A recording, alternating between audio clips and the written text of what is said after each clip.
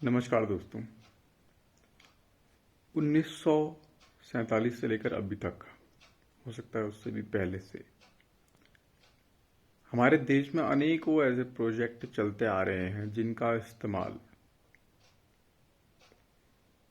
इस देश के लोग कम, बस कुछ चंद लोग करते हैं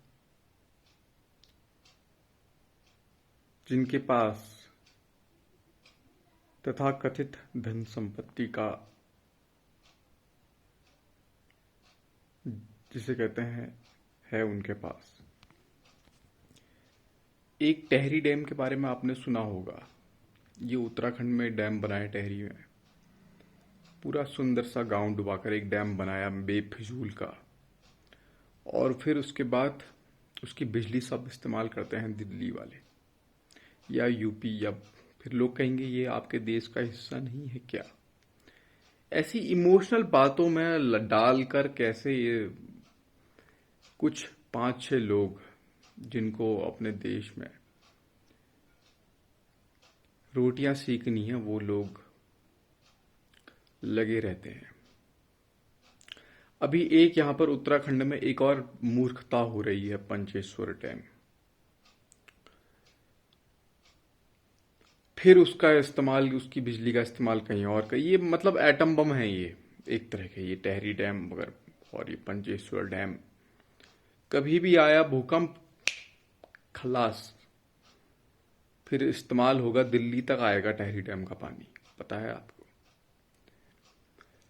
ये जो उत्तरकाशी में मजदूर फंसे हैं ना, ये बस एक हमें एक झलकी एक ऐसी है, दिखाती है कि कुछ लोगों के बेफिजूल के, जिनका पेट नहीं भरता है ना, उसको उनको आप 10 रोटी खिला दो फिर भी उनका पेट नहीं भरता है। उनके उस राक्षसी भूख के का जो कहते हैं, भुखत्ता कौन है? एक बेचारा गरीब मजदूर जो मजबूर है। वो मजबूर है अपने घर छोड़कर वहां जाकर काम करने के लिए, और अंत में वही दंगों में मारा जाता है, अंत में वही ऐसी जगह पे फंसता है, अंत में उसी गरीब का ही बुरा होता है। और कुछ अगर कल के दिन युद्ध या वॉर वॉर ये सब आ भी जाता है तो, या कुछ ऐसा हो भी जाता है तो, ये लोग जो आपको रोज बेवकूफ बनाते हैं, जिनको आप फॉलो करते हैं, सारी पार्टी A to Z, सब हर पार्टी के लोग, और जो लोग ये यूपीएससी का एग्जाम निकाल के इधर उधर, सब आप एग्जाम निकाल के आप जब जाते हो ना, आपको क्या लगता है आप देश सेवा करने के लिए जाते हो क्या? आप सरकार के कुछ चुनिंदा लोगों की सेवा करने के लिए जाते हो। समझते हो इस बात को? समझते हो इस बात को? बुरा लग रहा है? ये किस तरह से इमोशंस का इस्तेमाल करते हैं लोग, देशभक्ति हो या कुछ हो, ये वो अलाना फलाना। एक सिपाही जाता है सेना में, पाकिस्तान के एक किसी मंत्री और भारत के किसी मंत्री की नोकझोंक हुई, और वो आने वाले समय में युद्ध में परिवर्तित हो गया। वो सिपाही युद्ध लड़ेगा और युद्ध में बलिदान हो जाएगा। वो उस पर्टिकुलर सरकार के लोगों के लिए हुआ है वो बलिदान। समझ में आ रही है आपको? बहुत ही मैं गहरी बात कह रहा हूं। बहुत से लोगों के तो दिमाग में घुसेगा ही नहीं, क्योंकि आप सब, पता है, ब्रेन वॉश्ड लोग हो। आप सब खुले मन से नहीं सोचते हो। एक जिसे कहते हैं ना, वो स्वतंत्र पंछी, उस मन से नहीं सोचते हो आप। किसी ना किसी, कोई अपने कास्ट के एंगल से सोचेगा, कोई अपने रिलीजन के एंगल से सोचेगा, कोई अगर किसी पार्टी से वो का है वोटर, उस एंगल से सोचेगा। हर इन एंगल से ये जो उत्तरकाशी में घटना हुई है, आने वाले समय में तो वही, मैं जब भी ऐसे आप घूमने उमने जाता है, ये अब यहाँ पे उत्तराखंड में इतने बुलडोजर दिख रहे हैं, इतने पहाड़ कट रहे हैं भाई।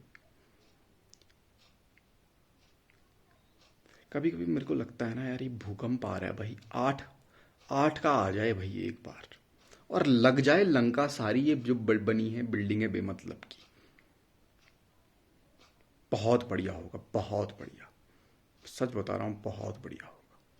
यही इलाज है, और क्या कर सकते हैं बताओ। हम सब लोग उतरेंगे मैदान में तो हमको कहोगे कि भैया अरे ये तो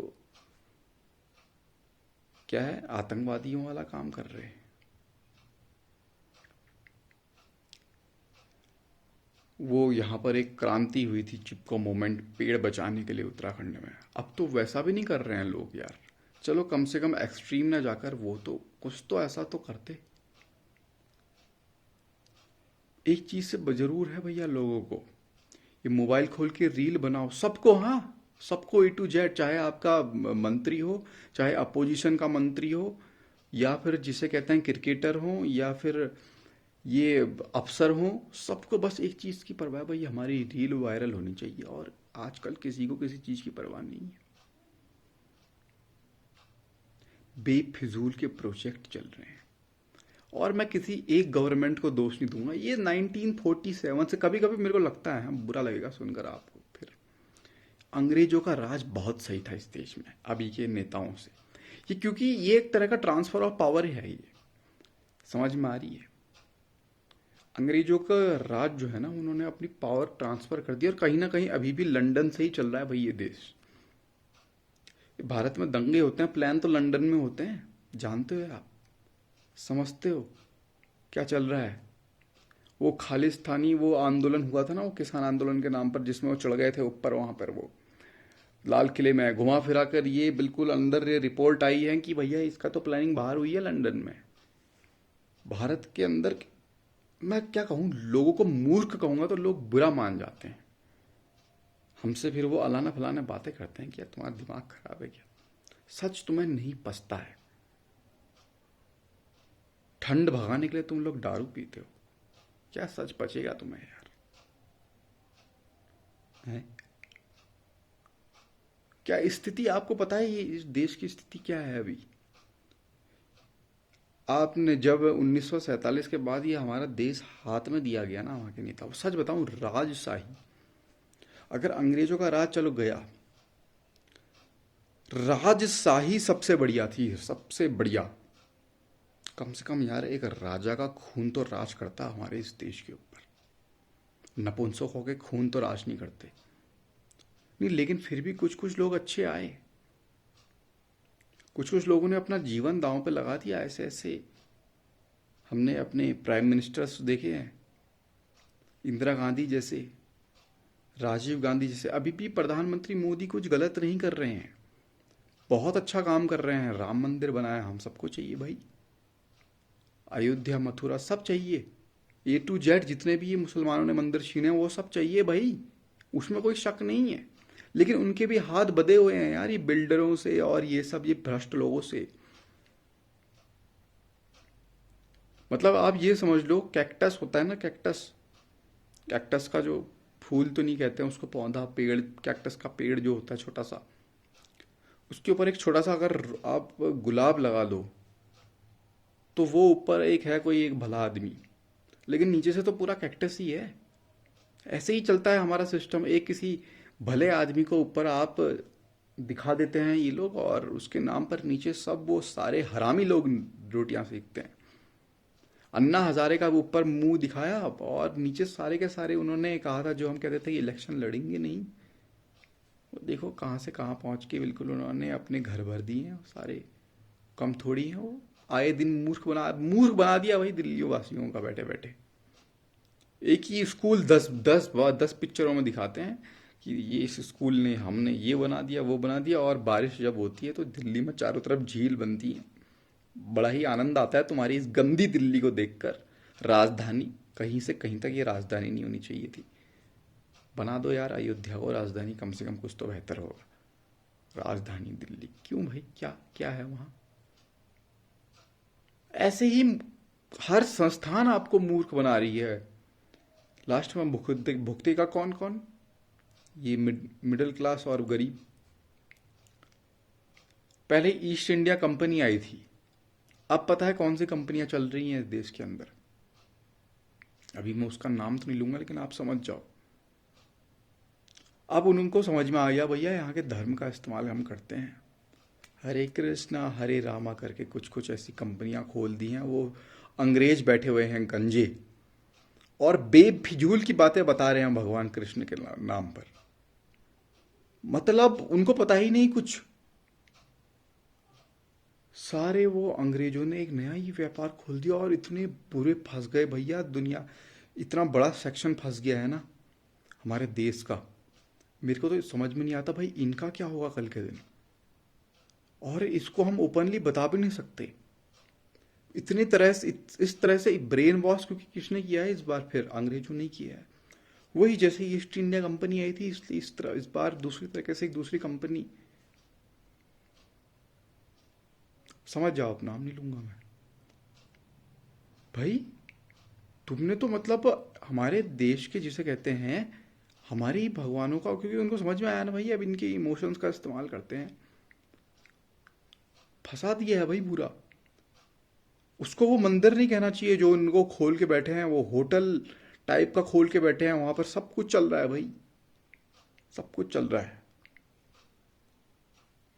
वो मैंने कहा ना वो कैक्टस है नीचे से और पूरा ऊपर एक नकली फूल दिखा दिया आपको। ऐसे पूरा इस देश में गंद व्यापार, और ये लोग पता है ये जो सब पूरा सिस्टम ये ऐसा चल रहा है। चाहे ये जो अब नकली ईस्ट इंडिया कंपनी आ गई है जिन्होंने आपके इमोशंस का इस्तेमाल कर रहे हैं, या चाहे फिर बाकी लोग हों, पूरे इस देश में अभी जो कुछ सिस्टम चल रहा है इसके, ये सब लोग पता है। बातें तो बड़ी बड़ी करते हैं ना माइक में, वो सभाओं में जो जो जितनी भी सभाएं लगती है भगवान की, कि भगवान ये है, ईश्वर ये है, महान है। जिस दिन असली ईश्वर आएगा ना सबसे पहले इन्हीं को मारेगा। और इन लोगों को नहीं चाहिए कि भाई असली ईश्वर आ जाए यहां धरती पर, क्योंकि मार पड़ेगी इनको। वास्तविक तौर पर पता है ये लोग नहीं चाहते हैं कि असली ईश्वर आए, और ये वास्तविक तौर पर नहीं मानते हैं ये कि भैया असली ईश्वर तो कभी आएगा ही नहीं। वास्तविक तौर पर ये नहीं चाहते हैं क्योंकि ये इतने भ्रष्ट है, इनको पता है कि ये क्या गंदा व्यापार कर रहे हैं।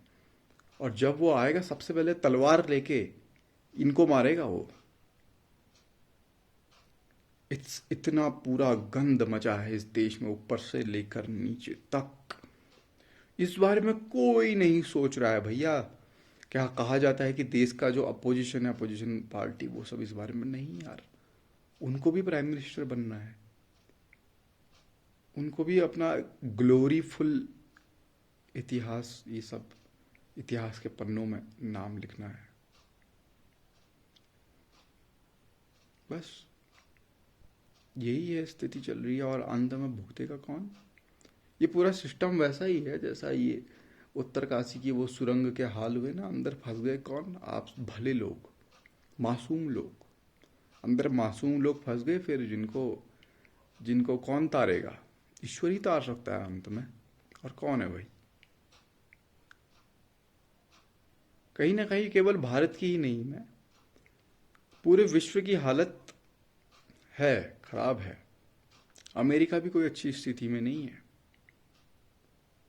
या चाहे यूरोप के देश हैं वो भी कोई अच्छी स्थिति में नहीं है। सब आने वाले टाइम में वो इस्लामिक जिहाद चल रहा है वहाँ पर। फिर चाहे ये चाइना हो या रशिया हो, कहीं ना कहीं दुनिया की स्थिति कोई खास अच्छी नहीं है। जहाँ जहाँ पर मनुष्य ज़्यादा डोमिनेंट हो गए और प्रकृति कम डोमिनेंस हो गई।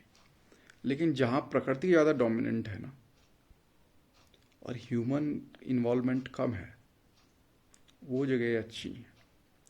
होप हम यही करते हैं आने वाला समय कुछ हो, कुछ ना कुछ करे यार ईश्वर भी। चलाए भूकंप, सुनामी, चलाए अपनी तलवार। यही हो सकता है इस दुनिया का भी इलाज, और कोई इलाज नहीं। धन्यवाद।